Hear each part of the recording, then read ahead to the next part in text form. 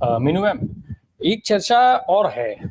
एक चर्चा जो है वो डर की है, और डर ये जो है वो क्रॉस वोटिंग को लेकर के चल रहा है। खबर ये है कि गुजरात लॉबी में ये जो तहलका मचा है, वो कुछ सांसदों का इनपुट उनके पास मिला है कि वो क्रॉस वोटिंग के लिए तैयार हो गए हैं, और क्रॉस वोटिंग का जो डर है उपराष्ट्रपति के चुनाव में, उसके चलते इनको राष्ट्रपति से मुलाकात करनी पड़ी है। क्या आज की भाजपा में क्रॉस वोटिंग जैसी संभावना है क्या?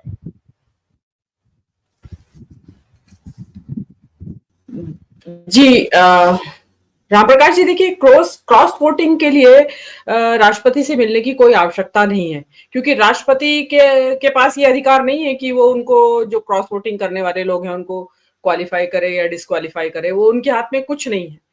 इसका उपराष्ट्रपति के चुनाव से तो हमारे हिसाब से, मेरे हिसाब से कोई लेना देना है नहीं। देखिए, प्रधानमंत्री जो है हमारे मोदी जी, ये राष्ट्रपति से मिलने रेयरली जाते हैं। कभी आपने सुना नहीं होगा, जो कि पहले जाया करते थे अक्सर प्रधानमंत्री, और एक संवैधानिक तौर पे भी एक रवायत। अभी शायद मानसून सत्र शुरू होने के पहले 16 जुलाई को गए थे।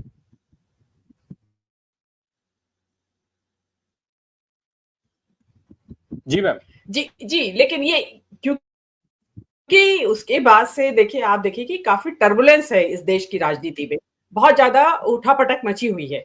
तो मेरे हिसाब से कारण दो ही हो सकते हैं। जो सबसे महत्वपूर्ण कारण, प्रमुख कारण मुझे दिखाई देता है कि हो सकता है कि राष्ट्रपति जी को, जो अभी मेरे से पहले के राय साहब कह के चुके हैं, मैं उनकी बात से 100% सहमत हूं कि भाई आपकी काम पूरा हो गया है और अब आप साइड हो जाइए। अब हमें आदिवासी राष्ट्रपति की जरूरत नहीं है, क्योंकि अब राष्ट्रपति की सीट खाली चाहिए। बहुत सारी ऐसी परिस्थितियां मोदी के सामने हैं जिसमें कि राष्ट्रपति के पद पे किसी नए व्यक्ति के आने की बहुत प्रबल संभावना इस देश में बन रही है। उसमें सबसे पहला नाम तो मोदी जी का ही है, क्योंकि बार बार ये बात आ रही है 75 साल में जाना है, 75 साल में जाना है। तो मोदी जी ने इतनी कच्ची गोलियां तो खेली नहीं है कि बगैर किसी अपनी सेफ्टी नेट बनाए, बगैर अपने लिए सुरक्षा का प्रबंध किए बगैर वो ऐसी ओब्लिवियन में कहीं जंगल में रहने, तपस्या करने चले जाएंगे। नहीं, वो ऐसी जगह जाएंगे यहां से निकल के जहां उनको इम्यूनिटी बनी रहे और इसी उसमें वो वृद्ध हो जाए। सबसे पहला कारण तो ये हो सकता है इस्तीफे का, उन्होंने उनको बताया हो, न्यूज ब्रेक की हो, उसके बाद जो, क्योंकि इस चीज को कॉन्फिडेंशियल रखना है, तो हो सकता है कि अमित शाह इस्तीफा लेके गए हों कि जी ये है आपको, और जब आपको सिग्नल दिया जाएगा तो आप इसको साइन करके रिलीज कर देना, भिजवा देना जहां भी आपको भिजवाना होगा, जहां उनको दिया जाएगा वो इस्तीफा।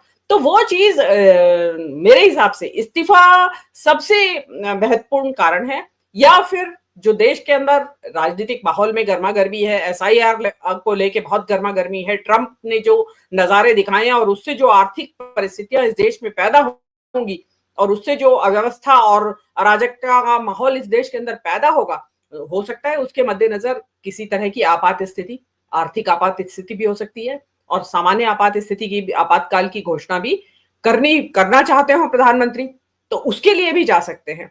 तीसरा एक और कारण जो वो मुझे कम लगता है, लेकिन स्ट्रॉन्ग पॉसिबिलिटी है कि मंत्रिमंडल में फेरबदल। लेकिन मंत्रिमंडल में फेरबदल के लिए मुझे नहीं लगता कि वो राष्ट्रपति से कोई कंसल्टेशन करना चाहेंगे। वो तो अपना फेरबदल करके और लिस्ट भिजवा देते होंगे, जो कि जनरली उनका चलता है। राष्ट्रपति से उनको सलाह लेने की जरूरत भी नहीं है। इनफैक्ट तो राष्ट्रपति को वो सलाह देते हैं कि इनको ले लिया जाए। तो और मंत्रिमंडल में फेरबदल क्यों, दर्शकों के दिमाग में सवाल होगा, क्योंकि बंगाल, बिहार,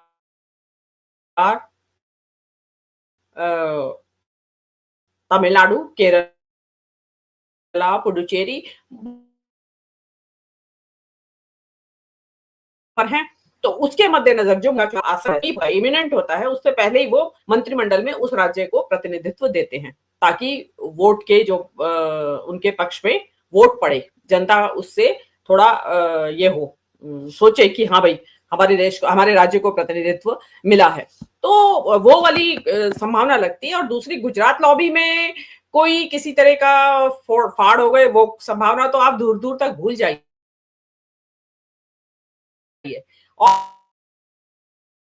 और अगर ये दिखाया भी जाए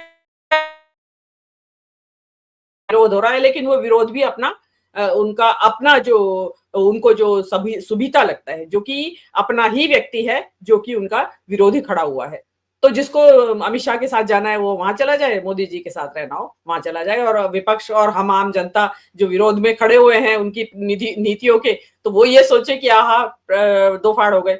ये जो परिस्थितियां हैं पूरी तरीके से दिख रही हैं। भाजपा के ऊपर बार बार आरोप लगते हैं, भाजपा में जो भी राज्य है भाजपा के जहां पर सरकारें हैं वो पूरा कंट्रोल जो है अमित शाह साहब अपने हाथ में रखना चाहते हैं, और ये दिखता है, वो अप्लाई होता है, बार बार इसको देखा गया है। मीनू में पर्ची का जिक्र आया, राजनाथ सिंह वो पर्ची लेकर के पहुंचे थे राजस्थान, जो वसुंधरा राजे सिंधिया को दिया गया, जिसको देख करके वो चौंकी थी, और उस चौंकने का दृश्य सबने देखा था, देश ने, सोशल मीडिया पर मौजूद है, कोई जाकर के ढूंढ ले उसको दोबारा देख सकता है। अभी जो संभावनाएं हैं, जगदीप धनखड़ के बाद जो सबसे पहला नाम सामने आया वो राजनाथ सिंह को लेके ही आया। तो क्या जो पर्ची राजनाथ लेके पहुंचे थे वैसी पर्ची राजनाथ सिंह के नाम की भी खुलने की संभावना है? और जाहिर से अगर, क्योंकि जो योगी आदित्यनाथ के लिए बात कही जा रही है उसका सीधा कनेक्शन राजनाथ सिंह से है कि अगर राजनाथ सिंह को उपराष्ट्रपति बनाया जाएगा तो योगी आदित्यनाथ को केंद्र में शिफ्ट करना आसान हो जाएगा। देखिए, सुनने में मेरी बात थोड़ी अटपटी लग सकती है, लेकिन अगर राजनाथ सिंह अपनी खैर चाहते होंगे तो शायद चुपचाप उपराष्ट्रपति पद स्वीकार कर लेंगे और भर देंगे पर्चा। लेकिन दूसरा जो आपने पर्ची की बात की, एक पर्ची में एक और नाम आ रहा है, आप भी सुन के हतप्रभ होंगे और शायद दर्शकों के लिए भी रेवोल्यूशन होगा। गुजरात के राज्यपाल है आचार्य देवव्रत, उनका नाम आ रहा है कि उनको बनाया जाएगा उपराष्ट्रपति, और वो काफी, इनके पैमाने पे वो काफी हिसाब से सही बैठते हैं, कुछ शिक्षाविद भी हैं, काफी अच्छे पढ़े लिखे हैं का बीजेपी में, तो उस हिसाब से पढ़े लिखे व्यक्ति हैं, आर्य समाज के का उनका बैकग्राउंड है। तो ये मेरे जो सूत्र कहते हैं उनके हिसाब से पर्ची में आचार्य देवव्रत का एक नाम आता है। अब दूसरी बात मैं आपको अब मैं बता देती हूँ, मैं एक बहुत महत्वपूर्ण बात कहने जा रही हूँ, जो अभी बातचीत के दौरान ही जो मैंने अभी कहा था आपसे कि राष्ट्रपति का इस्तीफा, अब मैं कहती हूँ कि राष्ट्रपति का इस्तीफा होगा। वो कब होगा? देखिए, क्योंकि संविधान में एक जो प्रावधान है वो ये कहता है कि राष्ट्रपति जो है अपना इस्तीफा जिस भी कारण से दे वो उपराष्ट्रपति को देंगे, और इस वक्त उपराष्ट्रपति अपने पद पे नहीं है, सीट खाली है, इंतजार किया जा रहा है। लेकिन जो परिस्थितियां बन रही हैं और जो कि मोदी क्यों बनना चाहते हैं, राष्ट्रपति क्यों बनना चाहते हैं, उस हिसाब से अगर उपराष्ट्रपति जगह पे होते तो अभी तुरंत खाली हो जाती राष्ट्रपति की सीट, लेकिन अभी उसमें समय है। अब ये आपको ध्यान होगा कि जिस वक्त उपराष्ट्रपति ने इस्तीफा दिया तो भाजपा का जो इकोसिस्टम है उसमें आईटी सेल और जो इन्फ्लुएंसर्स हैं सोशल मीडिया पे, उन्होंने ये फैलाना शुरू कर दिया कि संविधान में कहीं नहीं लिखा है कि उपराष्ट्रपति का चुनाव इस अवधि के भीतर करवा लिया जाए, 2 महीने के भीतर, 4 महीने के या 6 महीने के भीतर। तो इसलिए कोई भाजपा के ऊपर, सरकार के ऊपर कोई ऐसा कंपल्शन नहीं है कि अभी चुनाव कराया जाए। लेकिन आप देखेंगे कि आनन फानन में पिछले हफ्ते प्रक्रिया उपराष्ट्रपति चुनाव की शुरू करा दी गई। तो मेरे हिसाब से राष्ट्रपति की गद्दी खाली होने जा रही है। राष्ट्रपति को क्योंकि इस्तीफा देना है तो उसके लिए उपराष्ट्रपति का पद पे होना जरूरी है, तो इसलिए समय रहते उपराष्ट्रपति का चुनाव कराया जा रहा है। तो आप देखिएगा कि देश जो है बहुत जल्दी राष्ट्रपति के चुनाव की तरफ भी अग्रसर होगा। उपराष्ट्रपति का चुनाव होते ही राष्ट्रपति उनको इस्तीफा देंगी, जो कि अभी बता रहे हैं, जो हरिशंकर जोशी जी के फोन में है इस्तीफे का मजमून, तो वो जो है वो लिखे हुए इस्तीफे के नीचे वो साइन करके दे देंगी, क्योंकि दोनों का एक के बाद एक कॉन्जिक्यूटिवली ऑर्डर में एकदम एक के बाद एक तुरंत बैक टू बैक जाना, वो बताता है कि बहुत कोई सीक्रेट मैसेज कन्वे करना है राष्ट्रपति को, जिसके लिए किसी और के ऊपर विश्वास किसी हाल में नहीं किया जा सकता कि भाई किसी थर्ड पर्सन को और किसी व्यक्ति को विश्वास को भेज दे, उसके लिए कोई भी विश्वस्त व्यक्ति नहीं है। और रही बात पर्चियों की, तो पर्चियों में तो जो मैंने आपको अभी बताया आचार्य देवव्रत का नाम, वो भी एक पर्ची नुमा ही नाम है कि मतलब नोबडी कैन इमेजिन कि कोई इस तरह का व्यक्ति आएगा, क्योंकि हम राजनाथ सिंह के ही बारे में बात कर रहे हैं या सोच रहे हैं कि गडकरी को बना देंगे या योगी को बना देंगे। तो मुझे, क्योंकि योगी और राजनाथ सिंह बड़े पॉलिटिकल आदमी हैं, वो कभी भी खतरा पैदा कर सकते हैं मोदी सरकार के लिए, जैसे कि धनखड़ ने कर दिया, क्योंकि धनखड़ का बैकग्राउंड आरएसएस का भले ही नहीं था, but he was a political person. तो उन्होंने वो अंत में उनकी जो राजनीति का जो कीड़ा है दिमाग में, वो उछल के आया बाहर, और वो जो कहा जाता है कि क्या करने वाले थे, वो बिकॉज ऑफ दैट ओनली। तो उनको ऐसा चाहिए कि व्यक्ति नॉन पॉलिटिकल हो, और अपने हाथ के नीचे भी और पर्ची वाला हो। तो ऐसा ही पर्ची वाला व्यक्ति ये है, और भी कोई नाम चल रहे होंगे सत्ता के गलियारों में, वो हमें मालूम नहीं है। जी राम प्रकाश जी।